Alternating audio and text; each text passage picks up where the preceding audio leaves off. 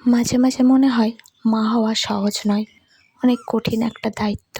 Good morning সবাইকে। আজকে সকালটা শুরু হচ্ছে ঘন কুয়াশার সাথে, জানো তো। ঠান্ডা কিন্তু তেমন নেই, কিন্তু কুয়াশার জন্য না ওয়েদারটা খুবই ছিপছিপে হয়ে আছে। আজ আর মেয়েটাকে বাইরে বার করিনি, ওকে ঘরে মশারির মধ্যে আরাম করে ঘুম পাড়িয়ে রেখে। আর বাইরে আমার এই গোলাপ গাছগুলো থেকে কত সুন্দর গোলাপ হয়েছে, আর সাথে আমার গলার ভয়েসটাও চেঞ্জ হয়ে গেছে। এত ঠান্ডা কাশি লেগেছে, দুদিন ধরে খুবই অসুস্থ ছিলাম, কোনো ভিডিও এডিট করতেই পারিনি।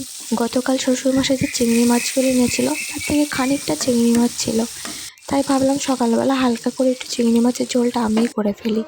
কিন্তু তার মাঝে দেখি মেয়েটা কান্না করে উঠল। ওকে কোলে নিয়েই তো বাকি রান্নাটা শেষ করলাম। তার মাঝে ঠাম্মা শাশুড়ি ওকে একটু কোলে নিয়ে ঘোরাঘুরি করছিল। আর আজকাল এমনও হয়েছে ও আমার কোল খুব চিনেছে। বাবার বাড়ির থেকে আসার পর থেকে মেয়েটা আমাকে ভীষণভাবে চিনেছে। ওইখানে মারা ছিল, তবু আমার কাছে বেশি সময়ই থাকতো। এইখানে এসে প্রথম দিন তো কারোর কোলে যেতেই চাচ্ছিল না, এখন আবার সবার মুখ চেনে গেছে, এখন সবার কোলেই যাই।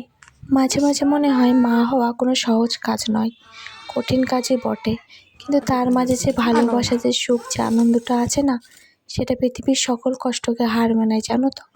আমরা যারা নতুন মা, যারা এই ছোটো ছোটো মুহূর্তগুলো এখন বাড়িতে বসে উপভোগ করছি, তারা এই কতটা সারমর্ম বুঝবো। জীবনে হয়তো অনেক বড় কিছু নেই আমার, তবু ওই ছোটো ছোটো মুহূর্তের মাঝে যে সুখগুলো পাই সেগুলোই অনেক।